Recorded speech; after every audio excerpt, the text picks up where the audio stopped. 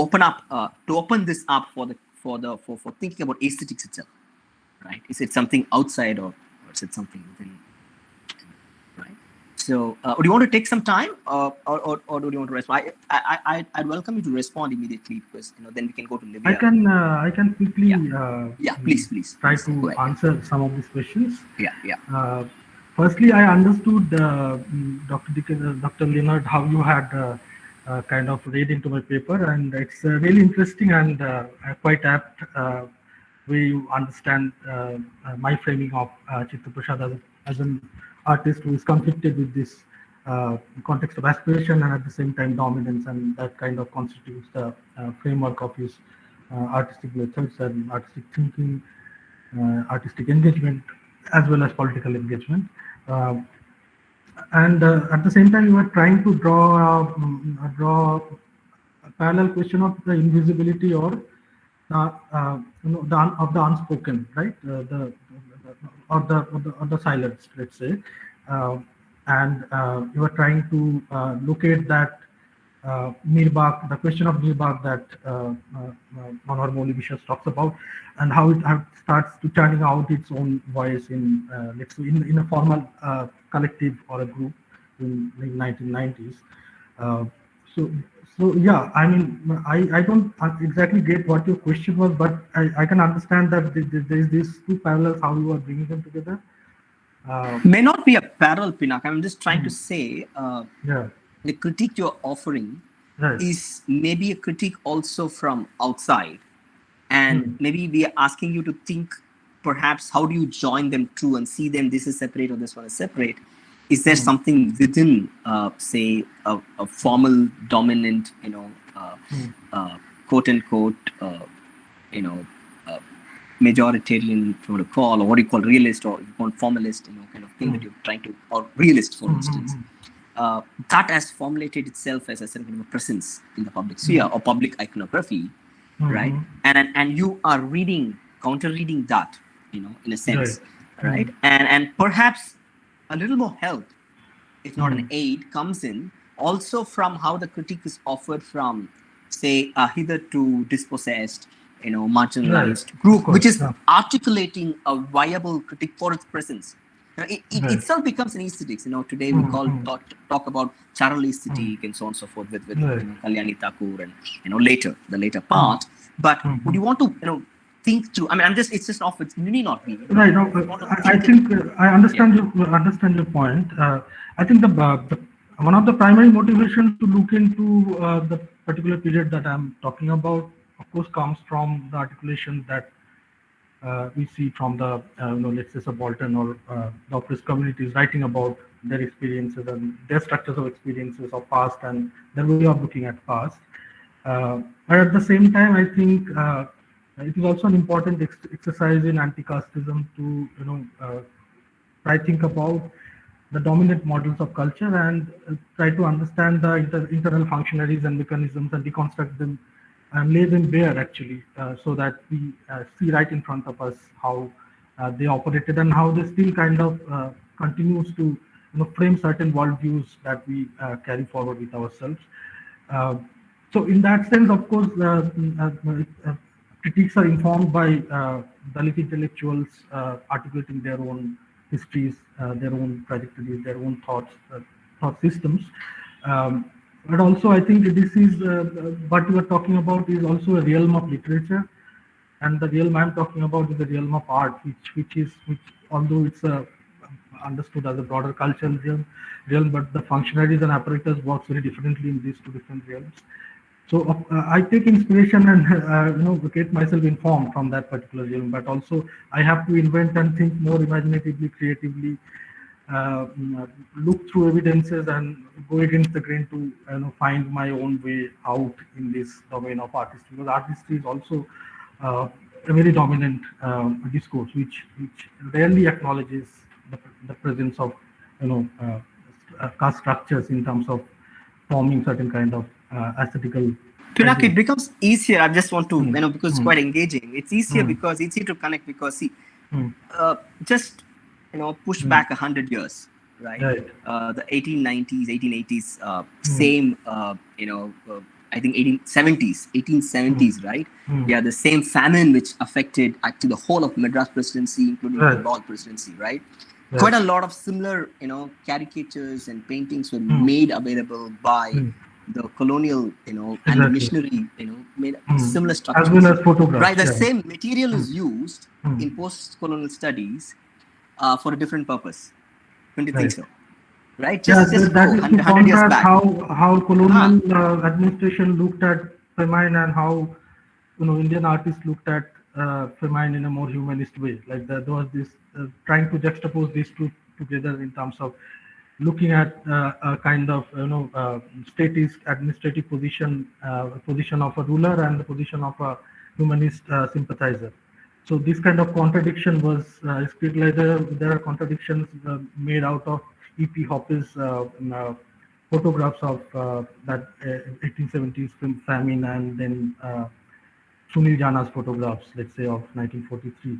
So those kind of readings are available. I'm not saying they're invalid, but they're interesting. But as well as I have critiques for those kind of, because I think I was only wondering whether you're aware of that's all. That's nice. Yeah. Next question. Yeah. Okay. So Abhishek's question was about the concept of emaciation and anoxia, right? Like how do I differentiate them? And well, I think the term anorexia is something that I encountered with Maud Ellman's work, and I kind of think the thought through it, and it kind of fit very well with this framework that I was trying to develop. So I have kind of borrowed that term from there, but I'm also trying to understand how situating Chittaprosad has to go beyond this argument that Maud Ellman had made in terms of hunger artists. So where anorexia is much more complex in terms of its preoccupation over the psychic and physicality of the artist. At the same time, I think emaciation is something that is the outcome of this anorexia. Emaciation is something that was that was predestined as a kind of form that emerged in certain emerged as a celebratory framework within the modern art in a particular period. Like Chittaprosad being one of the very significant example in that case. Well, I have to also think through it, because this is a question I think quite complex in its own right, and it needs more better elaboration and analysis. The last one by Abhishek asked about something about formalism. I think your paper kind of addresses it. The next one probably we can just minimally respond. We can go. Yeah. Sunil's question. I think the question is the body an extension of hunger, or body is getting a new identity through? Well, body is not an extension of hunger. I think in the context of famine and the artwork that I'm analyzing, a body is a container of hunger. Body kind of contains it and transforms itself as per the kind of layers of experiencing hunger. So it's not an extension, but it's actually within, and it's a kind of relationship which is much more juxtaposed and superimposed with much entangled with each other. But what is an extension is actually but what is understood as an extension is we can think that let's say art as a kind of extension of looking at hunger through bodies. Like, for example, that's what I was trying to say in terms of the perception of hunger. Like, perception of hunger was always looked at by looking at bodies, and bodies in a certain state of destruction or certain state of ruin. So that is body. I mean, the image of the body, or the it's more of a visual exercise of making forms. That's I tried to talk about in the beginning in terms of scopic regimes, that everything became a notion of representation, and all the different truth, like the systems of truth, were being validated through it. Pinak, we are exceeding the time, so we can have a longer discussion. Like, I'll go to Livea right away. Give her some time to. Okay, I'll But stop. thanks for your engagement, and I think this could be a continuing conversation. Other presentations, so that you can jump in with your own work. So, Livea, thanks a lot for your presentation on this interesting, rapper, contemporary rapper. Two suggestions. I think you've taken just one figure, one song, and worked on it. The two things in the field itself. It's a burgeoning field today, on rap music, not on rap music across the subcontinent, but also music as a form used for, as protest music against caste, against any kind of domination. But that itself, you of course use Dankombe, but in the Indian context also, there's quite a lot of treasure there. You can think about it. Two things I want to say in this context, because there is. Professor Gajendran was here, under supervision. A student finished in 2017, not 2018, dissertation on the casteless collective. It's called the Breaking Barriers. You're aware of that? Yes. Maya Minor's the thesis, and there is an ongoing PhD thesis which is happening in the US. Right, we can have a connection on this because it's on this field. There's quite a lot of work. Of course, I didn't come across that actually.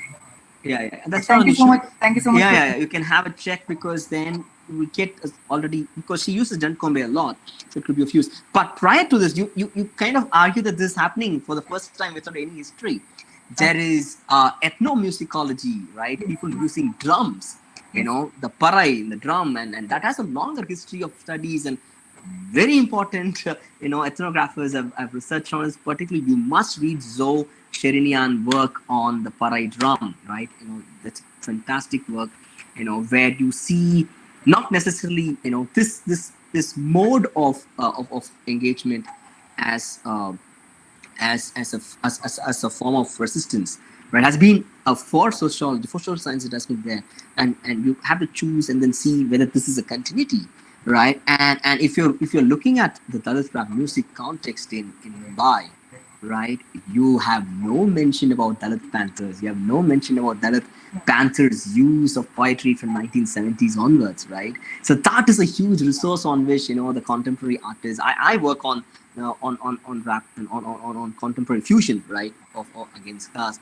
And this is a huge resource that is there. And look at the forms that they've used. The Panthers' use of Marathi, right, or whole history there. You can have a check on the Dalit literary movement that started off, right.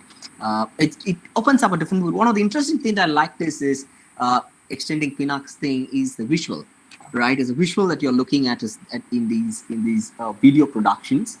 So I'm more interested in the question of the media like the phone or the kind of edits, the shortcut edits that they do, right, with the jump of the percussion and very fast framing of pictures in fast forward mode, right, which is quite different from a film, which is or a novel, right, where you sit through. And so what does that mean? And I think you have mistaken one interpretation where you want to make meaning of what is this red green. The Buddhist flag is an all-colored flag, multicolored flag, right? It also means the Buddhist flag where a lot of visuals come. Right? Any visual of a Dalit slum or an Ambedkarite presence in Bombay is a different sight, because there's this multicolored Buddhist flag which marks it's different from saffron and other kind of So there's perhaps that's the sense that's making. So have a contextual reading. That's what I'm telling. Like it makes sense, right? So otherwise it's fantastic. I would love to. This is a work in progress. So think about Zoe Zerinan. You should read, because she's still alive. So you can write to her. She uses this ethnomusicology, which you would be interested in. And of course, you can talk to Professor Gaji, who was here, right? She think about it, and you can have it that. But if you want to say something on Vipin and of course the Punjabi Meena, what's her name? I forget her name. She's also phenomenal. There's quite a lot of thing, and the popular films that have come, context in which you can think about that, along with social media, YouTube, vis-a-vis other kind of mediums that these people use. Like anything to add on, we can add, and I open up if anybody has questions, or if Pinak has a question to ask to Livea. Otherwise, fantastic topic to think about and seriously work on. Yeah, Livea, over to you. Yeah, it's actually my first presentation, my first conference presentation, and No, you did good. You did good. You did good. that I actually missed out speaking about Dalit Panthers and all, which is right, sir, and casteless collective also. So initially, actually 4 years back, I had actually seen about PhD thesis, but I didn't come across. But thank you so No, much. you I'm must very also heard Maya's short film, which is called, I yes, think, Breaking Barriers in the Castes Collective. It's available online. You yes, can have a yes. check. While she was doing her research, she also did this, short, So just one yeah. doubt. That PhD thesis was from which university that you said? It's ongoing. I think Okay, it's from okay, Virginia Tech. Yeah, I'll okay. get back to you. You can email me. Sure. Thank you so much. It's actually done. I think it's almost done. The music. Music itself is something you can think about along with the word, which is largely. Thank you. Okay, Livea. Pinak has something to say to Livea. The image and the sound. No, I found this approach particularly interesting. I think I have read some articles, essays on Sumit Samos's songs previously, Yeah. which were also Yeah, Sumit is a rapper, yeah, and he's another rapper. Yes. Yeah, he writes on it, and he's in Oxford now. Is Oxford. Yeah. pursuing his- Right. So I don't have a question, but I would like to, like within the time allotted for Livea to answer the question, if you can talk about the part that you couldn't talk about in the presentation in brief. Actually, I said everything, but I was saying in full mode, full speed mode, full fifth gear. But anyway, anything that you have missed out saying, you No, can sir. probably share that. No, sir. I said. Okay. Thank you. Yeah, Livea, you can rework on it and come back Sure, to us. sure. Thank you. Thank you, Livea. So next we have is Rajdeep there? Rajdeep, I saw his name, but Rajdeep, can you just switch on your camera? Yes, sir. Yeah. Hello, Hi, sir. Rajdeep. Good Yeah, afternoon. hello. And Dr. Barnali, I can see. Dr. Anshu, is she joining along with you, or? So she's here, but there's some problem with her camera. All right. So I'll be presenting our paper, Okay. and I'll be communicating with her if there is an issue. Right, great. So probably for question answer she can join. Yes, sir. So Rajdeep is a PhD Yes, sir. scholar at Presidency itself, and he has an MPhil in English from Calcutta. Right, and he is now in Presidency across. So his interests largely are in subaltern studies, graphic novels, Dalit literature, and studies related to Dr. B.R. Ambedkar. So, of course, he has presented he's presented papers across many national level seminars, and he's also teaching at Khudiram Bose Central College at SACT since 2010. This is in Bengal? Yes, sir. Rajdeep? Yes, Yeah. Okay, great. So Rajdeep's reading is on a very, of course, I think I have seen Professor Mukherjee, this reading of, Tagore Premchand Ray, right? It's a kind of an interesting connection, right? Yes, It continues that history, and he's looking at Premchand's short story Sadgati and Satyajit Ray's filmmaking of Sadgati, and he's trying to look at social irony, which is a concept again with Dalit studies, So deliverance of social irony. So over to Rajdeep. We have 15 minutes, Rajdeep, perhaps, and then Okay. there's many Okay, people, sir. and then we can have a discussion, right? Okay. Yes. Good afternoon to everyone. All my all the respected people present over here. Sir, am I clearly audible? Okay. You are. Okay, sir. Yes, sir. So I'd be presenting on this film, which is actually made into a film from a short story by Munshi Premchand. The short story actually talks about the a certain kind of social irony. It's related to the deliverance, and because we are in a seminar now which basically deals with anti-caste issues, this is a text which I believe bears certain kind of particular relevance. I'd also be referring to Mahashweta Devi's Draupadi, and I'll also try to understand how body, how body as a tool becomes a mode of protest as well. So to start with the casting and things like that, I would first like to say that the original text actually came out in 1931. It was a magazine named Mansarovar, and it was later, almost like 50 years later, it was made into a film by Satyajit Ray, preferably in 1981.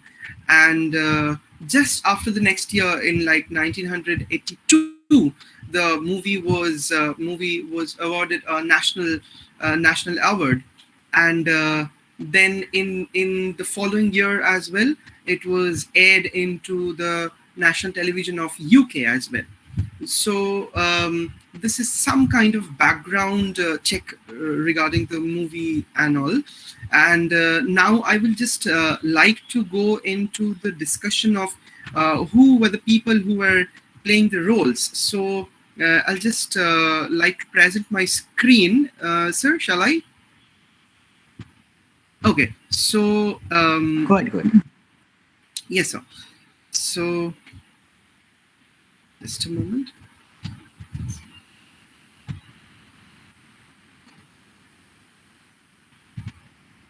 Sir, is it visible?